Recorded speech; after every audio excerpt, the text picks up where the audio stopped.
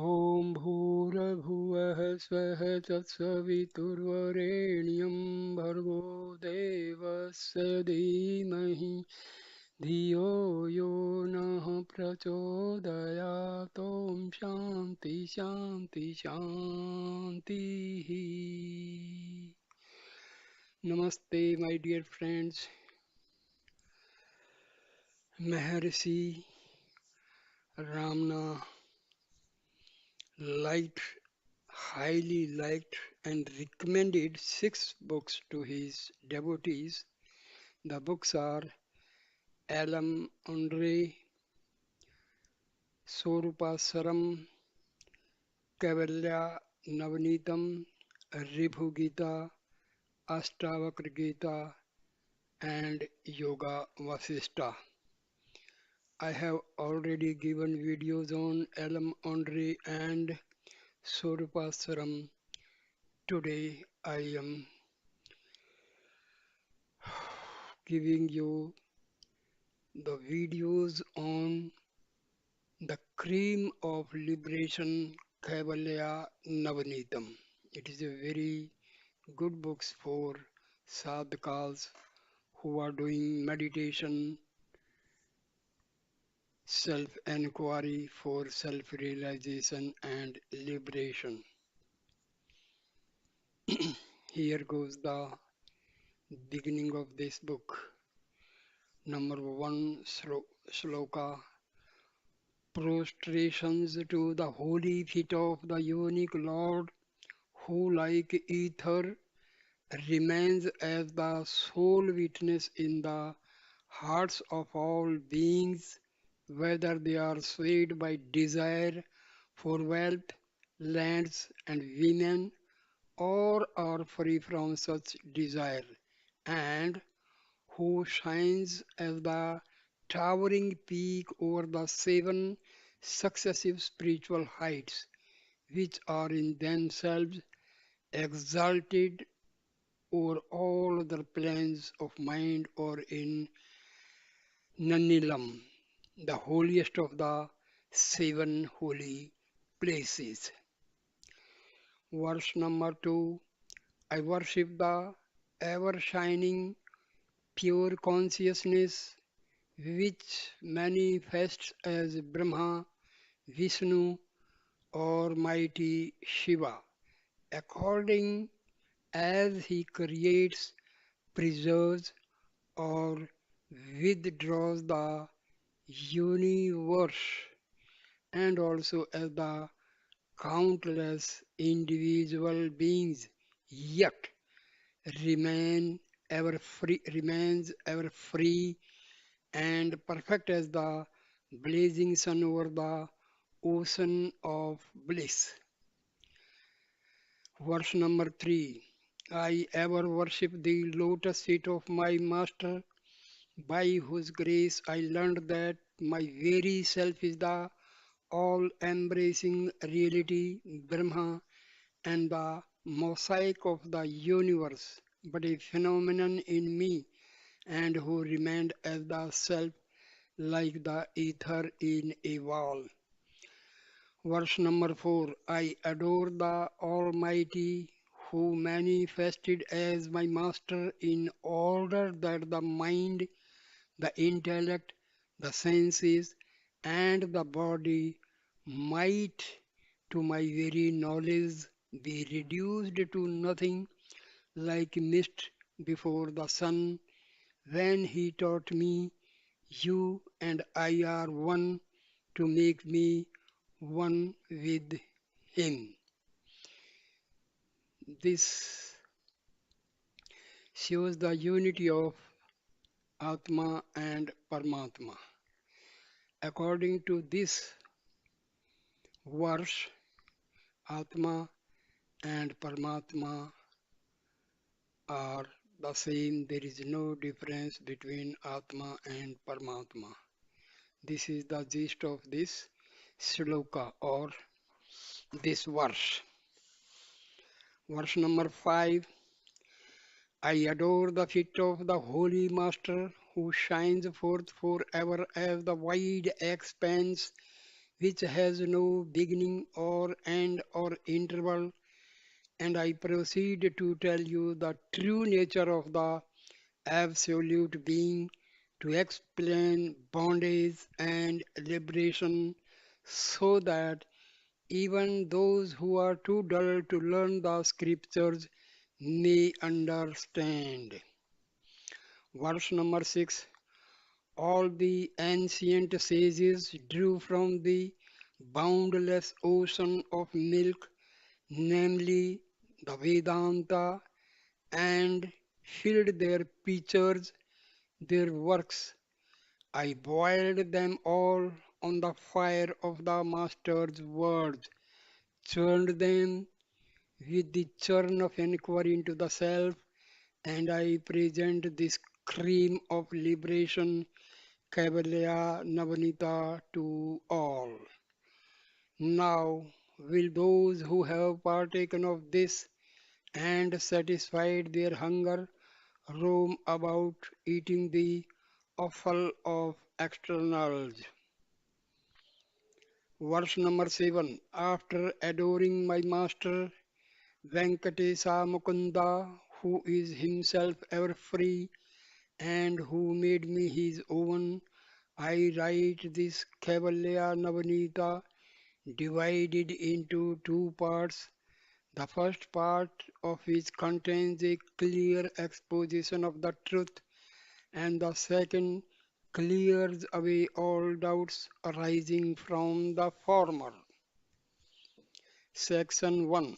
The exposition of the truth. Verse number 8. The sages say that there are four prerequisites for realization of the truth. Number 1. Viveka. Discrimination between the temporary, therefore unreal phenomena, and the permanent, therefore the reality that is nominal. Second, indifference to the enjoyment of pleasure here or hereafter. 3. Group of six qualities. And fourth, the longing for liberation. Verse 9 and 10. The six qualities are Sama, Dama, Uparti, Titiksha, Samadhana, and Shraddha. Now, of these, Sama is control of mind, Dhamma is control of the senses, Uprati is cessation of activities relating to caste, creed, family, etc. Titiksha is control of passions and include endurance. Samadhana is, according to the sages, the settling down of the mind to reflect on the truth as revealed by the scriptures and the sages. Shraddha denotes faith in the Master and the scriptures. Such are the meanings of the six terms of this category. Verse number 11. No one can achieve anything in the world without being properly equipped for the task. For the same reason, only those who are equipped with these four categories of prerequisites can gain illumination. A novice cannot get it so readily. If so gained, it follows that the person has been successively purified in countless incarnations in the past. Verse number 12. He alone is fit for knowledge, who suffering from the three kinds of troubles rising before the self, the elements and providence from hunger, thirst, from hunger, thirst, and so forth, from heat, cold, rain, disease, and the like, from robbers, wild animals, etc. Squirmed like a worm scorched by heat and panted for a dip in the nectar of wisdom so as to put an end to the series of rebirths. Verse number 13. As the desire for liberation grew, he became unconcerned about his wife, children, and property, ran away from them like an antelope which had extricated itself from the noose of a hunter, and sought a holy master and respected him with all his heart. Verse number 14. After eagerly saluting his master, he stood up and sobbed out his heart, saying, O Lord, I have suffered long the torture of worldly life, which is after all so false. Gracious Master, save me by tearing off the cords which bind me to the five seats, so that my heart may be at peace. Verse number 15. The Master lovingly considered him like a tortoise its eggs, looked at him like a fish its eggs, and passed his hands over him like a bird its wings over its eggs, and said, There is a means to put an end to your rebirths. I will tell you, and if you act upon it, your rebirth will cease. Verse number 16. At the very sound of the words, your rebirths will cease, his frame thrilling, his heart rejoicing, as if refreshed after a bath in a spacious tank, tears of joy flowing like love welling forth.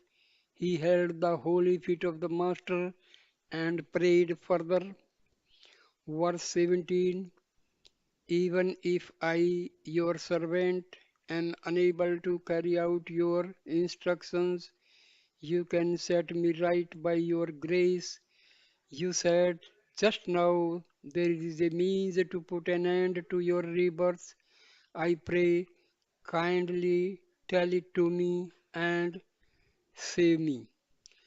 Verse 18. Finding himself subdued, the Master looks at the soul of the disciple and begins to instruct him so that the soul may regain its true nature as a wasp places a well chosen caterpillar in its shell of earth and then buzzes before it.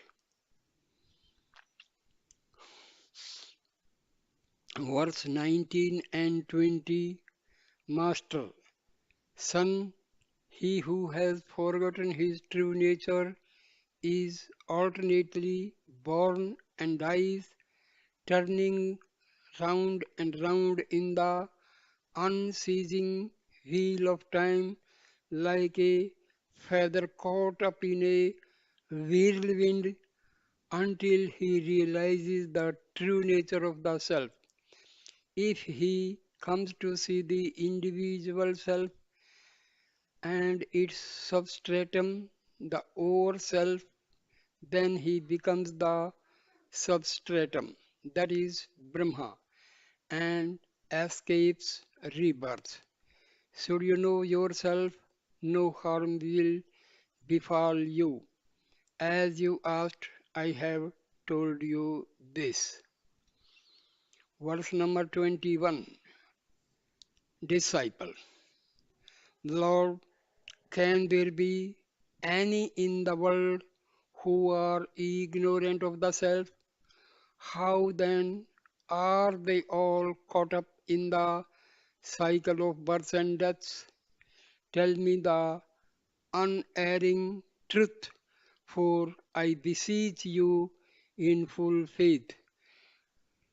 Verse number 22, Master replies, only he is self realized who knows what is the body and who is embodied. Meaning, the person who is self realized, he knows that Atma is residing in the body. Disciple, who else is embodied but this gross thing?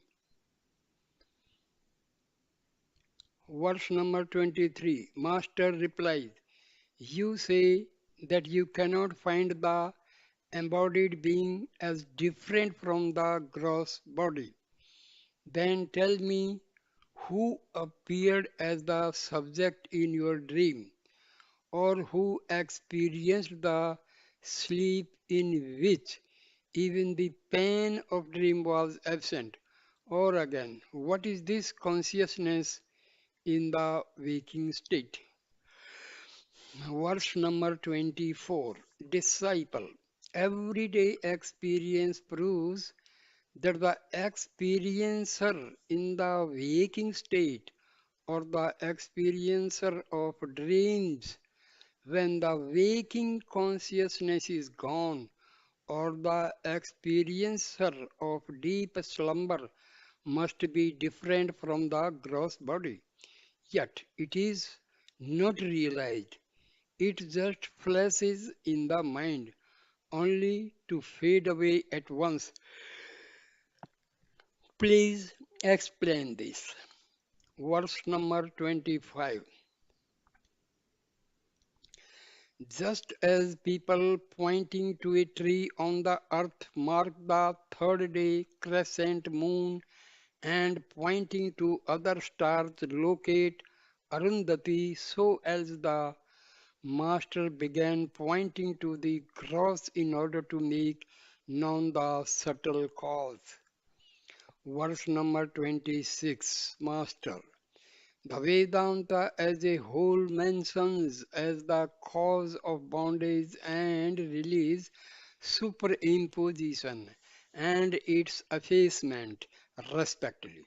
Bondage is caused by superimposition, release by its effacement. Now listen as regards the former. Verse number 27. Superimposition is seeing one thing in another. A snake, for instance, in a rope, a man in a post, water in a mirage, or a blue canopy in the empty sky. Verse number 28. Similarly, the five elements and their combinations seen in Brahma, which is free from name and form, one and the same without a second, self-consciousness and perfect are products of illusion. Verse 29. If you ask how superimposition gives rise to creation, the answer is the beginningless jivas, that is the individual souls, remain unmanifest, avyakta, as in deep slumber. This state is disturbed by the generative thoughts of Ishvara, otherwise called time. Then, avyakta, the unmanifested, ceases to be casual, that is latent, and the three gunas manifest. Verse 30. They are sattva, rajas, and tamas, which are pure, white, red, and black respectively, or again clear, turbid, and dark. Though equal, one of them will always predominate. Predominate. Verse 31. The foregoing is one explanation, another is as follows.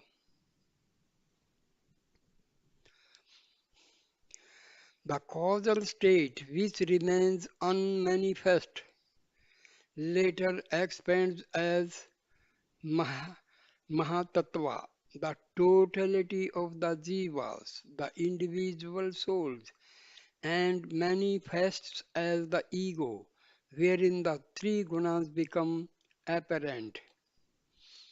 Verse number 32. Ether like chitta, consciousness, is reflected in them. Of the three, Sattva is clear and is called Maya. Brahma reflected in this is Iswara, the intellect cause of the universe, immanent in all, untainted by Maya or by any way of the gunas.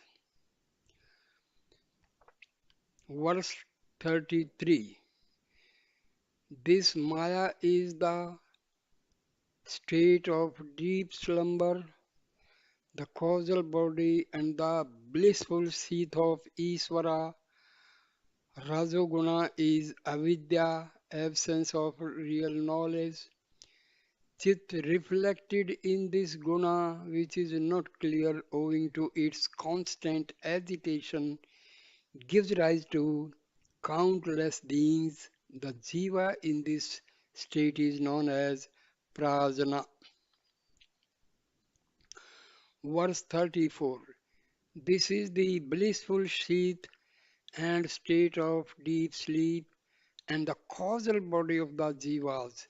I have so far described the causal state of superimposition. Hear me now explain its subtle phase. Verse 35. To provide the wherewithal of experience to the jivas by the loving grace of Isvara, who has all the wondrous powers of his inseparable Maya, the Tamaguna then divides itself into two aspects, namely, number one, dense veiling of reality, and number two, multiplicity of phenomenon. Verse number 36. In the latter of these two, there appears ether, from ether, air, from air, fire, from fire, water, from water, earth. All these five in the nascent state are called elements. From these arise bodies suitable for experiences. Verse number 37. The three gunas permeate all these five elements. In sattva, which is pure, there arise the jnanendriyas, the five senses of individual function, and also the mind and intellect of collective function. These seven products of sattva form the instruments of knowledge. Verse 38. Then in Rajoguna there arise the vital airs of collective function and the karmendriyas of individual function. These 17 fundamentals from the subtle bodies of gods, demons, human beings, animals, and all other living organisms. Verse 39. The jiva united to such a body is called Tejasa, and Isvara under similar conditions is known as Hiranyagarbha. In both cases it is called Linga Srira or the subtle body, which comprises the three seats, the vital, the mental, and the intellectual. This is their dream state. Verse number 40. So much for the subtle body. Now hear me describe the process of superimposition of the gross body. Isvara, who is ever watchful, combined the five elements so as to evolve gross bodies for the jivas and objects for experience. Verse number 41. Each of the five elements was divided into two halves. Each half, each half was subdivided into four quarters. Then the major half of one element was combined with one quarter subdivision of each of the other four. This process gave rise to the gross elements from which the four classes of beings and their experiences, the universe and its worlds were created. Verse number 42. The jiva united with the gross body is called Vishwa, and the Isvara under similar conditions is known as Virat.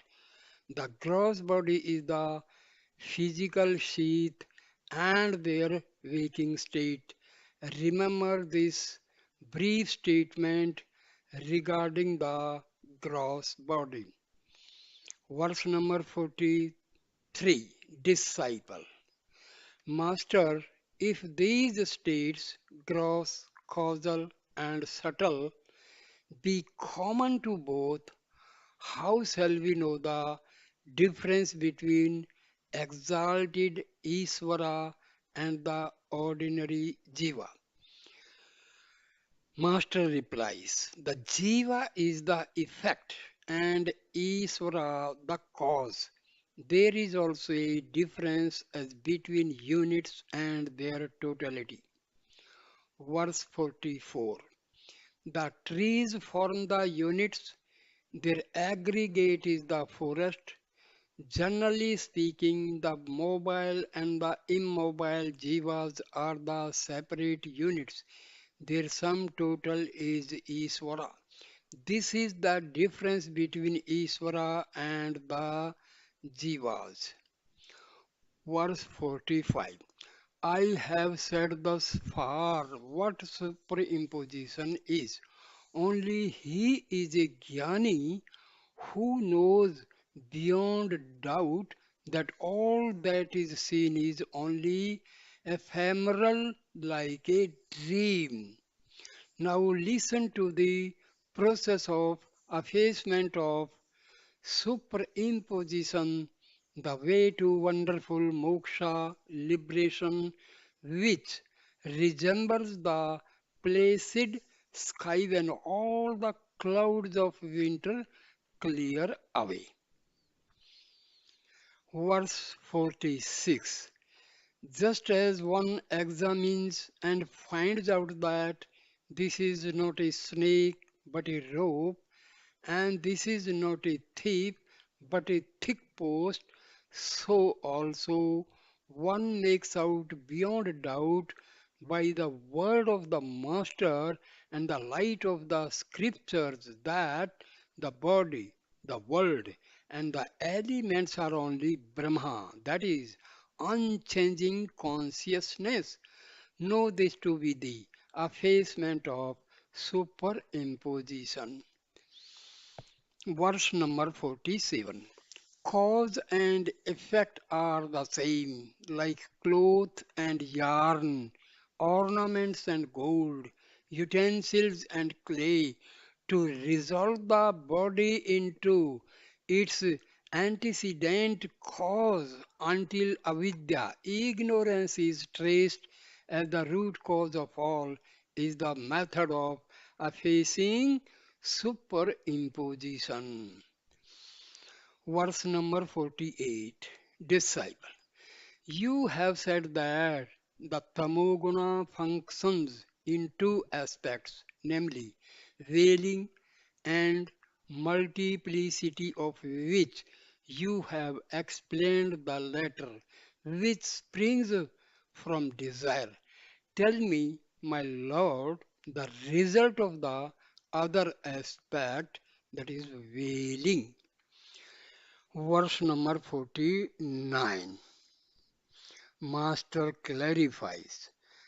Avarna, the veiling power, veils the inner vision of all embodied beings except unexcelled Isvara and self-realized jnanis in the shape of. It is not, it does not shine forth in the same way as the dense darkness of a wintry night hides the sky, the earth, and the directions from our view. Verse number 50. Outwardly, this veiling power altogether obstructs the distinguishing of Brahma, who is perfection, from his modifications as the world, and inwardly that of the self, which is pure consciousness, from its modification as the inner faculties, that is, the ego, the mind. It is therefore the sole cause of that chronic disease, the endless series of births and deaths. Verse number 51. The question then arises, whereon does the superimposition rest when the substratum is completely hidden? And how can there be any superimposition if the substratum is not hidden? The answer is the substratum is twofold, general and particular, of which the general substratum remains continuous and unbroken. Transient superimposition is particular. Verse number 52. In the world, the common substratum, this is, can never be veiled, but only the particular identity. This is a robe. Similarly, with the jiva, ignorance does not veil the substratum I am, but it veils the specific knowledge I am Brahma. Verse 53. Disciple, how does it happen, my master, that the power of veiling is censored for the doings of the power of multiplicity, which, arising as the five seeds, the jiva, and the world, obstructs pure being from view? Verse 54. Master, listen carefully. Although the power of multiplicity is the direct cause of the misery-laden cycle of births and deaths, yet it is of service to those who seek liberation in earnest. Can the darkness of night be of the same service for one's useful activities as the light of the day. What more can I say to you? Therefore, my son, the power of wailing is the more harmful of the two. Verse 55. Has anyone gained release from the cycle of subsequent births because the world was totally lost from view in his deep sleep or in the dissolution? The power of multiplicity can altogether bring about liberation, but the thick veil of ignorance is the sole cause of the present calamity. Verse 56.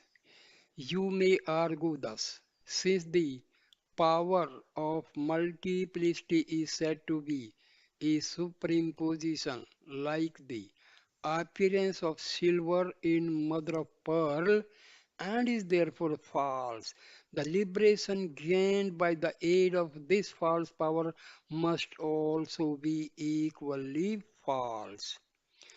The answer is a frightful dream, though unreal, ends in waking up the dreamer from sleep. Even so, liberation is real. Verse 57. Just as poison is commonly antidoted with another poison, an iron spike is extracted with another piece of iron. Arrows are turned aside by others, and dirt is washed away with other dirt that is fuller's earth. So, ignorance, which is weak in itself, can be eradicated by methods which are themselves of the same Maya. Later, this also perishes like the pole used to turn a corpse that is burnt. Verse 58. Through this Maya, Jiva's experiences.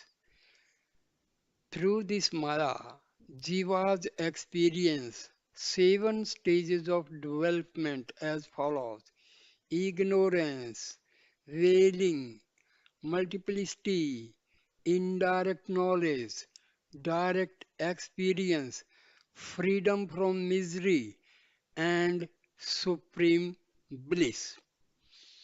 Verse 59 and 60. Of these, ignorance is to lose sight of the fact that the inner self is no other than Brahma. Wailing makes one say, there is no Brahma. I do not see him. Multiplicity spring, springs up as I am a man, I am a jiva. Indirect knowledge is to know the nature of the self by the teachings of the master. Direct experience is to stay unshaken as the unitary being after inquiry into the self. Freedom from misery is to end limitations and the sense of doership, and supreme bliss is final accomplishment, that is release from bondage. Verse 61. I shall now relate to you a story to illustrate this. 10 men forded a stream, and on reaching the other shore, each of them counted nine others and omitted to count himself. They were all perplexed because the 10th man was missing. Verse 62 and 63. Ignorance is want of right understanding which causes confusion. The 10th man is missing, not to be found.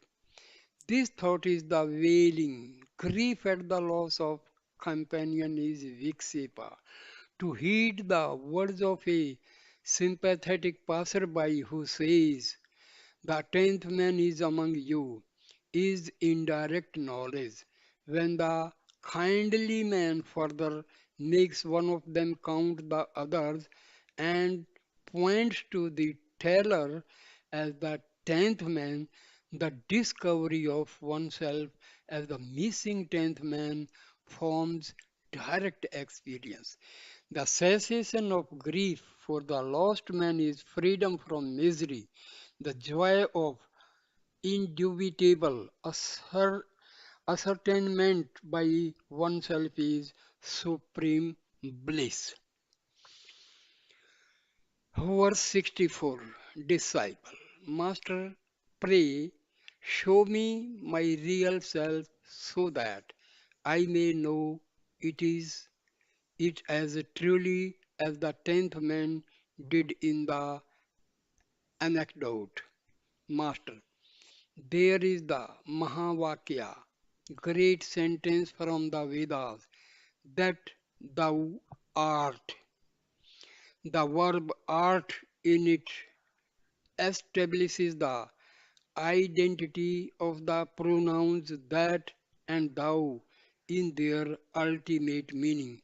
I shall explain how it does so. Hear me.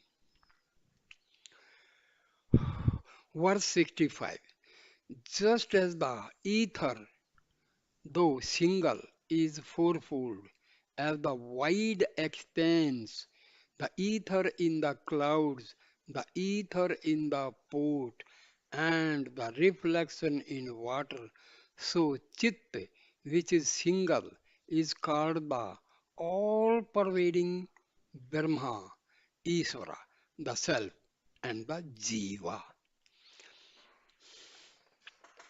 Verse 66. In the Mahavakya referred to verse 64, the word that stands for Almighty Isvara and thou stands for the Jiva.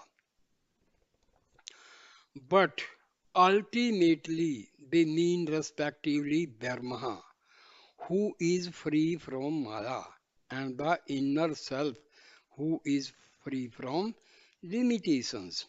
They are now mutually bound up like butter in boiled milk, just as the milk is churned and the butter separated, so also you should realize the self and thus stand apart. Verse 67. The way to get rid of the trappings of the jiva is to kill the present idea that I am the body, which is only a corpse after all, for it is a mere assemblage of the five elements. Nor can you be the breath which moves through the nostrils like the blast of air blown by bellows. It is simply a function of Rajoguna. Verse 68. Can the self be the intellect or the mind which stand to each other in the relation of agent and instrument? These two seats are only modes of Sattva. Let not the unedifying bliss of deep sleep be mistaken for the self, for it is only a mode of Tamoguna. Verse 69. Know thou as the self to be Sat Chit Ananda, the ever unchanging, single, eternal, and all pervading witness, and rid yourself of the trap of the five seeds, which are of an opposite nature, false, insentient, painful, etc. Verse 70. Disciple, when I disassociate myself from the five seeds and look beyond, there remains only a blank. I see nothing more than that. Am I to take this blank for the supreme experience of the self. Ma- Verse 71, Master replies, in anecdote, the tenth man of deluded intellect, after counting only 9 men and not recognize himself as the tenth, was stupefied. Can such stupor be the tenth man? Good son, you are the seer of all. That is blank and the five seats. Verse 72. I speak the truth. You are the unchanging witness of the gross, subtle, and causal ignorance, the waking, dream, and sleep states, and the passage of time, past, present, and future, which endlessly rise and fall like waves in the ocean of bliss. Verse 73. Do not ask, by what light shall I see myself? Who am I, the all seeing witness? Can there be a light to illumine the self luminous light? The tenth man knows himself as such among the others. Is there an 11th man in him? Verse 74, to argue that another knowledge is necessary to make knowledge known is foolish and leads to interminable controversy. You are neither known nor unknown. Realize yourself as self shining knowledge. Verse 75. Is it what makes the sweet sweet, not the nature of sugar to be sweet? Realize yourself as the meaning of I, which makes known objects as this and that, or the seen and unseen, and itself lies beyond them. Verse 76. The self, as described above, is the primary meaning of thou in the Mahavakya, that thou art. Brahma, which is never bound by limitations, is the primary meaning of that. Their secondary meanings are the transient Jiva and Isvara respectively. Two separate entities can never be identical. Verse 77. The distinctions between Isvara and the Jiva are due to their names, localities, artificial limitations, bodies, and capacities. They are as far apart as the upper and the nether regions. Neither regions. Their identity is unthinkable with these associations. Verse number 78. When the conventional acceptations of terms appear inconsistent, the Pandits of ancient lore bring out the true meanings by employing three methods of exegesis: disjunction, conjunction, or the two combined. Verse 79. 1. The house on the Ganges, and 2. The black remained and the red fled, and 3rd, this is that Devadatta are respectively examples of the above.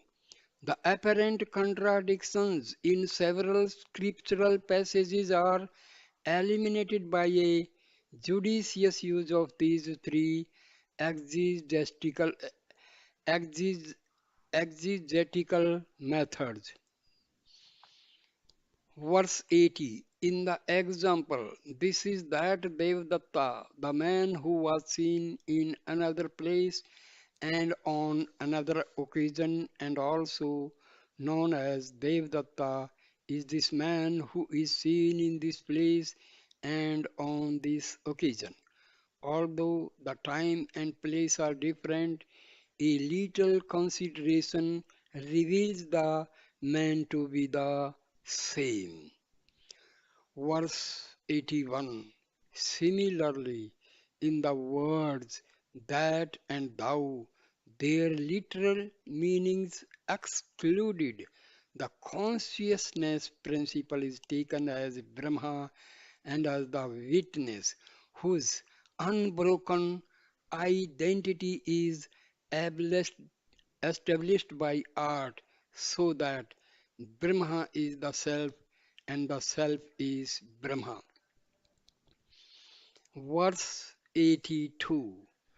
The ether reflected in water in a pot and in the clouds are both circum circumstantial and therefore unreal, whereas the space in the pot and the wide expanse are together one and the same. Similarly, all pervading Brahma and the witness in the individual being are together one and the same. You must experience it so that you may remain fixed in the realization I am that reality. On hearing this, the disciple, loyal to the instructions of the master, discarded the five seats and the blank realized the self as I am Brahma, went beyond that and remained as perfect being. Verse 84. At the glance of the Master, who was a grace incarnate, the worthy disciple sank into the ocean of bliss and merged as the undivided whole as pure consciousness free from body, organs, and all else, with mind made perfect, so that he became the true self, unaware while awake. Verse 85. After the blessed day, disciple had remained in that state for a long time, his mind gently turned outward. Then he saw his glorious master before him. His eyes were filled with tears of joy. He was full of love and fell at the feet of the master. He rose up, came round the master, and with folded hands spoke to him. Verse 86. Disciple, Lord, you are the reality remaining as my inmost self, ruling me during all my countless incarnations. Glory to you who have put on an external form in order to instruct me. I do not see how I can repay your grace for having liberated me. Verse 87. The Master beamed on him as he spoke, drew him near, and said very lovingly, to stay fixed in the self without the three kinds of obstacles obstructing your experience is the higher return you can render me. Verse 88. Disciple, my Lord, can such realization as has transcended the dual perception of you and I and found the self to be entire and all pervading fail me at any time? Master replies, the truth that I am Brahma is realized from the scriptures or by the grace of the Master, but it cannot be firm in the face of obstructions. Verse number 89. Ignorance, uncertainty, and wrong knowledge are obstacles. resulting from long standing habits in the innumerable incarnations of the past, which caused trouble, and then the fruits of realization slips away. Therefore, root them out by hearing the truth, reasoning, and meditation. Verse 90. Checked by incantations, fire will not scorch. Likewise, defective realization will not put an end to bondage. Therefore, devote yourself to hearing the truth, reasoning, and meditation, and root out ignorance, uncertainty, and wrong knowledge. Verse 91. Ignorance veils the truth that the self is Brahma and shows forth multiplicity instead. Uncertainty is the confusion resulting from lack of firm faith in the words of the Master, the illusion that the ancient world is a evanescent world is a reality and that the body is the self is wrong knowledge. So say the sages. Verse 92. Hearing the truth is to revert the mind repeatedly to the teaching that thou art. Reasoning is rational investigation of the meaning of the text as already heard. Meditation is one pointedness of mind. If every day you do these, you will surely gain liberation.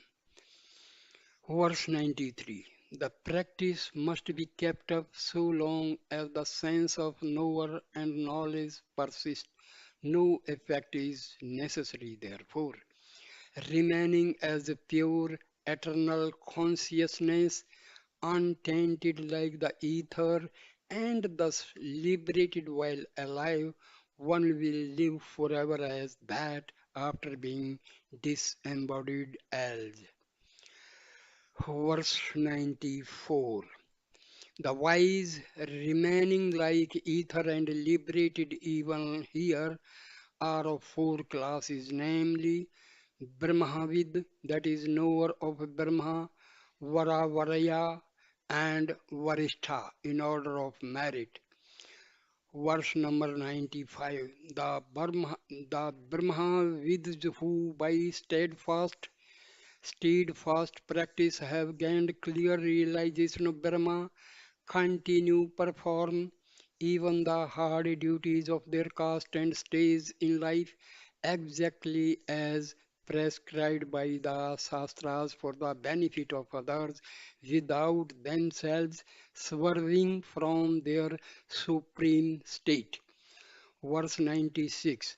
Should passions rise up, they disappear instantly and cannot taint the mind of the Brahmavids who live in society detached like water on a lotus leaf. They look ignorant, not showing forth their knowledge, and remain mute owing to intensity of inward bliss. Verse 97. Prarabdha, that is karma, which is now bearing fruit, differs according to the actions in past incarnations. Therefore, the present pursuits also differ among jnanis, who are all, however, liberated even here. They may perform holy tapas or engage in trade and commerce or rule a kingdom or wander about as mendicants. Verse 98. They would not think of the past or future, would partake of what comes unsolicited, would not wonder even if the sun turned into the moon or at any other marvel, whether the sky were to spread its shoots down like a banyan tree or a corpse were to be revived, and nor would they distinguish good and bad, for they always remain as the unchanging witness of all. Verse 99. Among the other three classes, the Vara and the Varaya remain settled in Samadhi. The Vara feels concern for the maintenance of the body. The Varaya is reminded of it by others. The Varishta never becomes aware of the body either by himself or through others. Verse number 100. Although there are distinguishing characteristics in the lives of the different sages who are themselves very rare in the world, yet there is absolutely no difference in the experience of liberation. What can be the use of the hard-born samadhi? The Brahmavid who is outwardly active seems sometimes to feel the misery of calamities, whereas the others remain in unbroken bliss. Now, if the Brahmavids live like the ignorant, how are they free from the cycle of birth and how is their ignorance gone? The all pervading ether remains untainted by anything. The other four elements are tainted by contact with objects. So it is with the Brahmavid and the ignorant. The immemorial Vedas declare that single-minded devotion to a holy sage is not only pleasing to Brahma, Vishnu and Shiva together, but also secures the rewards of all the Vedic rites and finally liberation from the cycle of birth.